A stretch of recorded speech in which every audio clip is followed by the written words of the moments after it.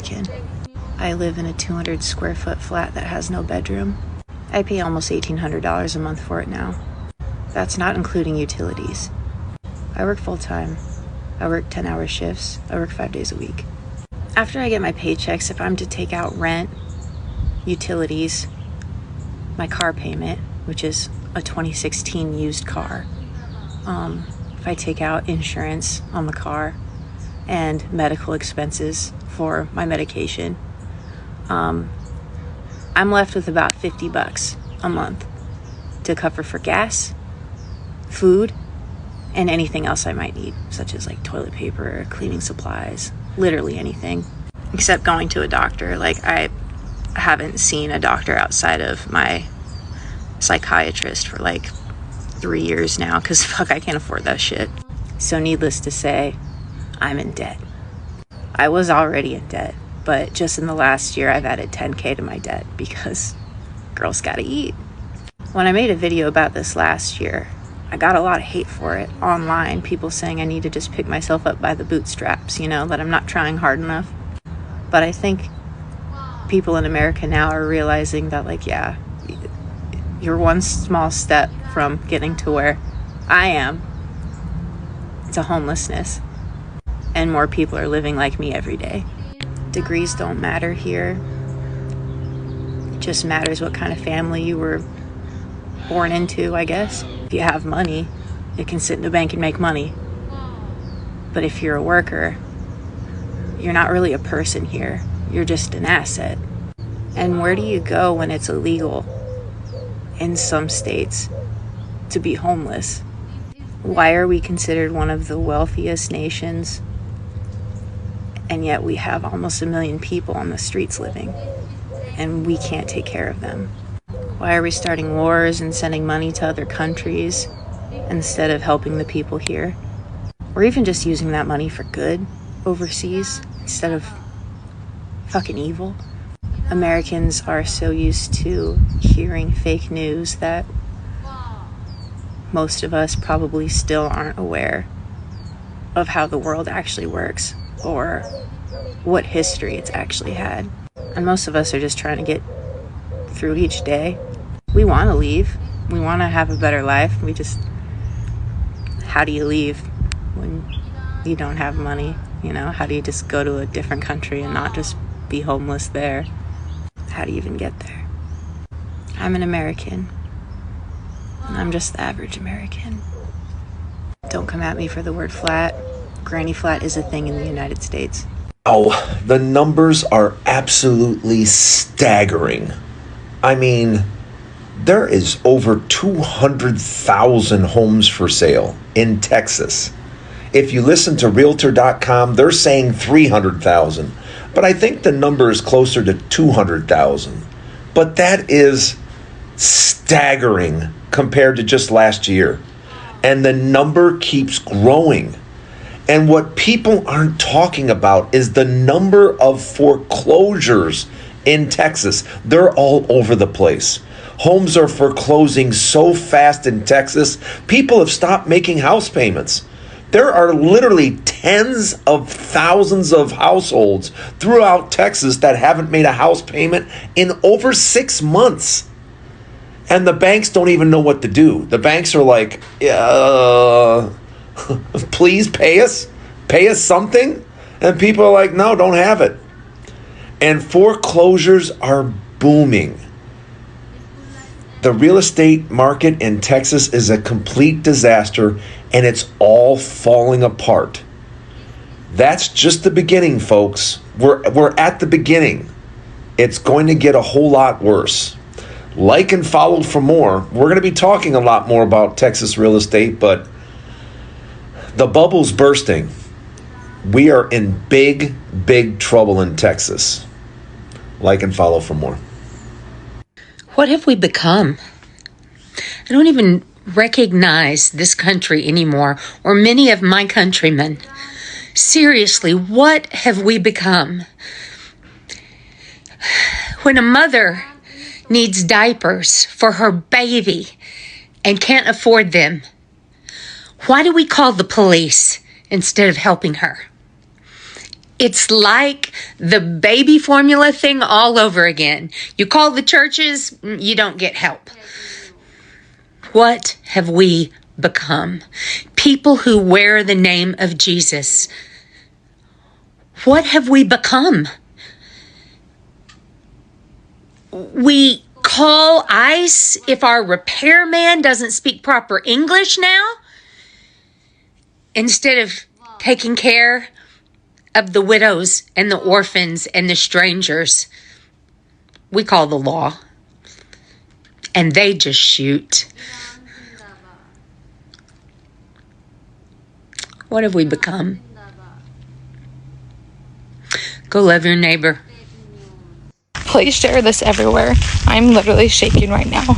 This could happen to absolutely any child. I'm making this video right now while it's fresh because my heart is just... Can you believe this? I just dropped my daughter off at her summer day camp at the local school and drove away. A few minutes later, I get an SOS alert on Find My Kids app. We have the strict rule. If anything feels sketchy or makes her uncomfortable, she triggers it immediately so I can listen in. And I hear this older woman talking to her, and I could tell her by her voice she was up there in age. So I listened closely. Turns out while my daughter was waiting for her friend outside, the woman walks up to them and says, "Hey girls, what camp group are you in?" They told her group 2. She goes, "Oh, can you take this bag of candy to group 3? It's my daughter's birthday and I don't want to go inside the school. Can you bring it in for me?" On top of that, she told them, "Why don't you come to my car and grab it?" Can you even believe this? Even if your child doesn't get hurt, this could be using them as an accomplice in some kind of crime. It's a total nightmare. I slammed on the brakes, I turned right around, jumped out of my car, and screamed her name. And guess what? This woman immediately gets into her car and speeds off, and she left the box behind. And when we actually opened it just to check, it was completely empty. There was no cake, nothing. It had been empty the entire time.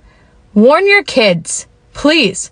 There are so many new scams out there today, you never know what to expect. And this wasn't some creepy guy. It was just a normal looking older woman with a short haircut. She just drove away. I mean, who actually knows what her deal was? But this behavior is incredibly shady. So please, I beg you, have a talk with your children. It's a crazy world out there right now. Really crazy. ICE is arresting the family members who come forward to take custody of migrant children in federal shelters, and it is so much worse than it sounds. They're actively reaching out to relatives as if they're going to release a child to them, but then when they arrive to pick them up, they're arrested. All while the child sits in a federal shelter for months on end. And do you want to know how they're able to do this? Because there used to be a rule that prevented the agency that cares for unaccompanied migrant children, the Office of Refugee Resettlement, from sharing information about potential sponsors with ICE. And it was specifically in place to prevent things like this from happening for the benefit of the children. Well, the current administration dropped that rule. And the reason you haven't heard about this is the entire point. They are separating families in secret to try and avoid media attention. As always, if you're looking for ways you can take action, make sure to check the link in my bio. Standing outside Donald Trump's $5 million gold statue. There's 2 of them here, one's back there, and then 2 behind me are still being fixed back there. Just walked in and asked the work guy. He said the other 2, he couldn't tell me. It's secret when they're going to be done. I was like, okay, top secret gold statues. Now, to give you a sense of where these are, they're right behind the Lincoln Memorial on the bridge leading to Arlington Cemetery. Basically, guys, this is 23.75 karat gold, almost as strong as you get. It was a gift from the people of Italy. The experts say, according to Notus, that this is unusually thick, the gold leaf that is put on here. It is gold. I talked to the whatchamacallem, the National Guard guys, and they thought they were just statues. He goes, "Oh, it's yellow paint." No, it's not yellow paint. It's gold. It cost $5 million to do all 4 of these statues. The 2 here, the 2 on the other entrance there to just sort of a parkway that goes along the Kennedy Center and other areas. And Again, kind of questionable as to whether this is worth the money. Trump, as you know, just cut funding for Medicare. There were subsidies for people to get Medicare drug program. It's now been cut because we don't have enough money, but there's always enough money for gaudy, glossy gold and for anything that Trump wants to slap his name on, including $22 billion now he's planning on using to expand the airport and redesign it. The airport he, of course, wants to put his name on. Always money for Trump. If you're American and you're watching this, I've got to know one thing. How does it feel?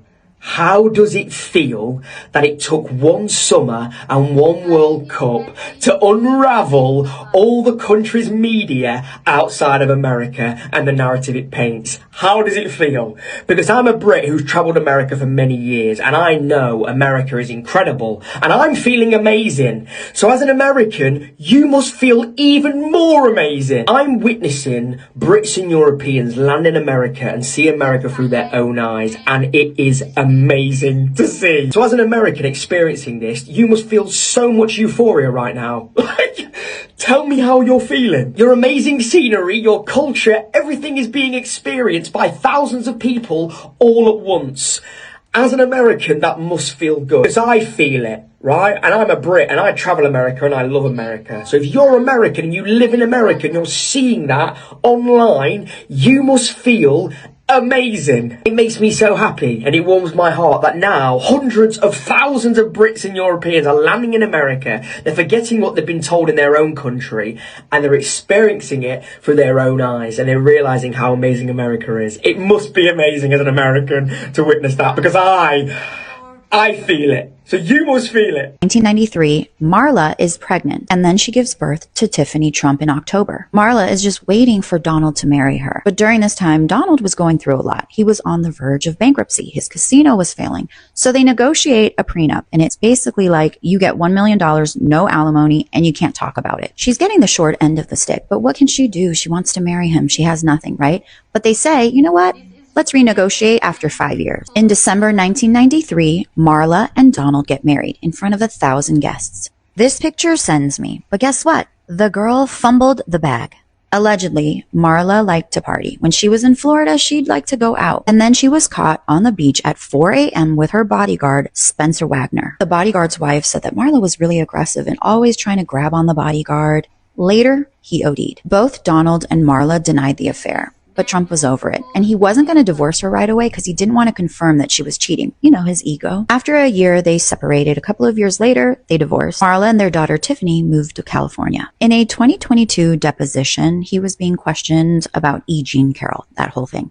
And he mistakenly identified E. Jean Carroll as his wife Marla. They showed him this particular picture and he thought Carol was Marla Maples. As for Ivana, she did her thing, she remarried, and even though they had the messiest divorce, they got along for their children, and in 1995 they did a Pizza Hut commercial together, where in it Ivana says, "May I have the last slice?" and Donald replies, "Well, actually you're only entitled to half." In 1996, she made a cameo in the movie First Wives Club, where she says, "Don't get mad. Get everything." Up until the end, Ivana knew how to throw shade. She said she would never forgive Marla Maples. She never accomplished anything for herself.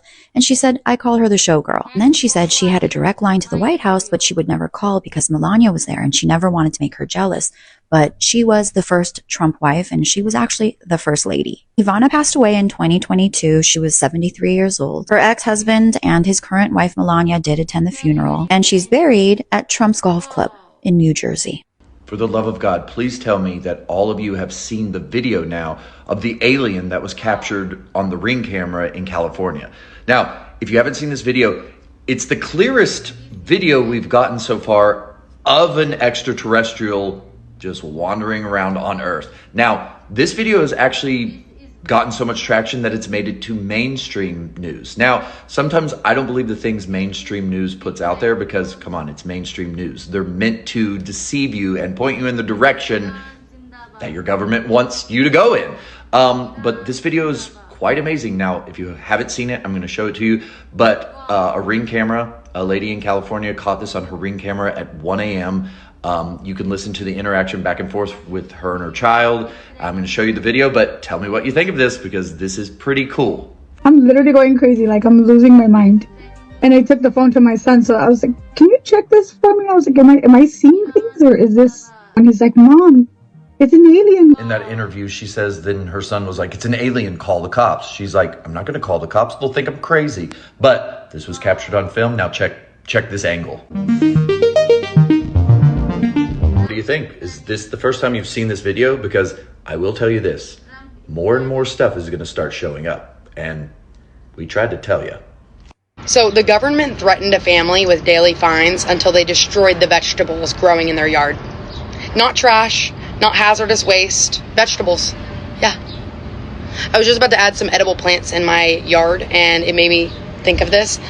So for 17 years, Hermione Ricketts and her husband, Tom Carroll, were growing vegetables in the front yard of their home in Miami Shores, Florida. Their backyard, I believe, didn't get enough sunlight, so realistically, the front yard was the only place for it. And it wasn't some like tiny hobby garden. It was like dozens of vegetables, okay? Neighbors complimented it, no formal complaints, and it provided around 80% of the family's food. But in 2013, the town suddenly amended zoning laws to specifically ban front yard vegetable gardens. Not flowers, not fruit trees, not lawn ornaments, specifically vegetables. And then code enforcement officers showed up and threatened the family with $50 per day fines unless they destroyed the garden.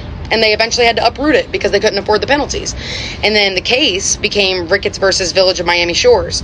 Court rules that the city had the legal right to ban vegetables in front yards, which is honestly insane when you realize the garden existed peacefully for 17 years before suddenly becoming a problem once the laws changed. And another important detail, Hermione Ricketts was a very respected black architect in South Florida and one of the only black female architects in the region in the early 90s. So it wasn't some like irresponsible family destroying property value. Like, the garden was meticulously maintained. By all accounts, it was beautiful. The case ended up sparking national debate around food freedom, zoning laws, property rights, government overreach. And here's where it gets interesting. After losing in court, they take the fight to the Florida legislature. And in 2019, Florida passed a statewide law preventing local governments from banning residential vegetable gardens. And that law, it wasn't random. It happened because the case got national attention. People kind of just started asking, okay, why should the government be able to stop people from growing food on their own property? Now, obviously, not everyone's going to become fully self-sufficient overnight, but hypothetically, if enough families started growing their own produce, there would be economic consequences, and it wouldn't be for us.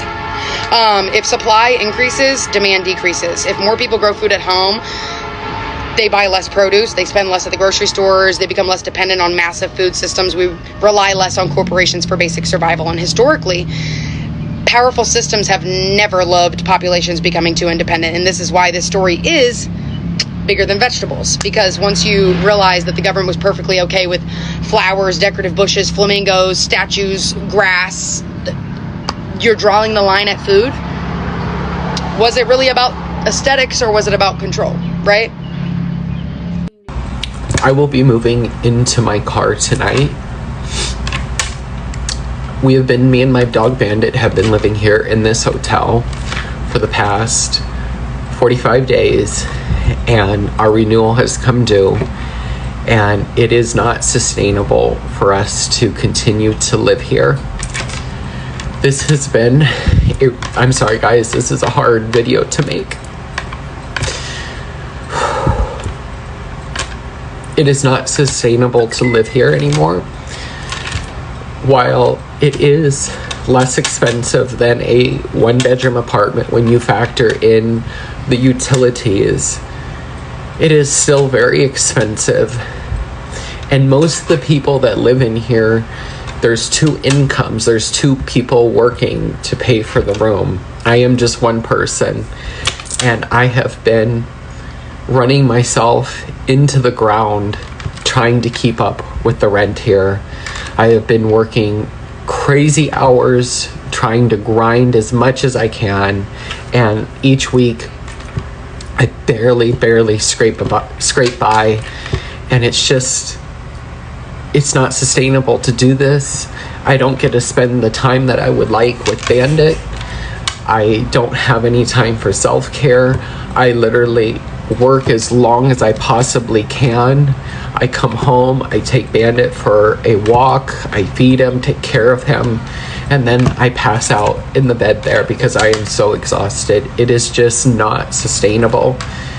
So we are on the East Coast. It is very hot here, often 95 degrees, very high humidity levels. So we are going to have to head to the West Coast where we can live in the car, because we cannot live in the car here. It would not be safe. We have 3,000 miles to cover, and I am going to try to get us there in the next 7 to 8 days. Gas is very expensive, so if you guys can do me a huge favor, like, comment, share, and save this video, do all the things, so hopefully I get paid by TikTok from this video, because it's going to take everything for us to get to the West Coast with these gas prices. We're just going to take it one day at a time. This isn't what I wanted, but I don't want to continue to live like this. There's also been some recent issues with the hotel, with, you know, there's been people being kicked out for behavior and other sort of activities happening here. I think it is our best option to move in the car. I'm going to be going live here on TikTok in just a little bit. I went to Walmart and Target to get supplies. I got a bed. We're just going to try to make this as comfortable as possible. I've done this before, as some of you know. Again, it's not what I wanted, but I see no other option, and it's not sustainable. This is not, people's lives are falling apart in our country. Something has got to give. There needs to be affordable housing. We shouldn't have to work 60 hours a week to just live. It is not okay. I am sorry that this video is not positive. I'm doing my best. This is a really hard video, so thank you for watching. And if you'd like to support our channel, you can by buying us a cup of coffee. The link is in bio. Thank you all so very much, and I will see you on the next one.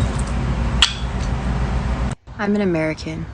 A lot of people think that Americans are rich because we have all these things, but the truth is we don't have things that are important to us. We just have things. We just have trash everywhere. You really don't know how much stuff Americans own until you yourself are trying to get rid of everything in order to move. And I guess it's just our capitalist society. We buy so much stuff to try to make ourselves feel better about our living situations. Everything is a commercial, everything is paid advertising, everything is a billboard with some prescription drug plastered all over it. I mean, shoot, you even have to buy the grass that can barely live here just to get the idea of the American dream lawn. And then you have to pay money to keep it growing in a water crisis. And as an American, your subconscious internalizes all of these constant bombardments of commercials and ads and billboards. And you subconsciously believe that if you have more things, you'll be happy. It's all cheap and easy to get, and it makes us feel good for 2 seconds while we're buying it offline, and then the second we get it, we're just as depressed as ever. Before you know it, you're going to see another ad on the TV that's selling you some skin cream that's going to make you feel better about yourself because apparently you're ugly. Or you're not very cool because you don't have the new upgraded phone. It's the same phone, but it's new. It's why I believe Pokemon cards made such a big comeback in the United States recently. It's no coincidence that it's when prices of groceries and living expenses are at an all-time high. This is just another thing to chase to get your dopamine. Okay, I'm good enough now in this society because I have this. You don't need it, but you want it. Because everyone wants it. Because that's what capitalism wants. And it's addicting. It really is. You know, you'll be trying to purchase things that are limited edition just because everyone else wants it. And that's just how capitalism functions. It functions very well at what it does. It makes you want to buy, even when you have no money. I've talked to people where the first thing they describe about themselves isn't their personality or the things that they enjoy doing. It's about the things that they own or what kind of career they're involved in, as if that dictates the quality of life that Americans are searching for. Then you go to a low-income family's apartment and you'll just see stuff everywhere and you think, oh my gosh, why can they afford all this stuff? Like, how do they have all this stuff? Because it's cheap, because it's easy, because it's addicting, and it's because it gives their life any sort of meaning other than just work. This is actually why I don't show you guys the inside of my apartment a lot. While it's tiny, I've got a lot of stuff because I'm stuck in the same loop everyone else is, and it has been really hard selling all of it. Like, it feels bad. It feels like I'm giving up all the things I worked so hard to get. But at the end of the day, these things aren't doing anything for me. They're just sitting there. And I will feel better. Because instead of, buying pointless things for a quick hit of dopamine, maybe instead I will go on an adventure and make memories that can never be lost. Fuck capitalism.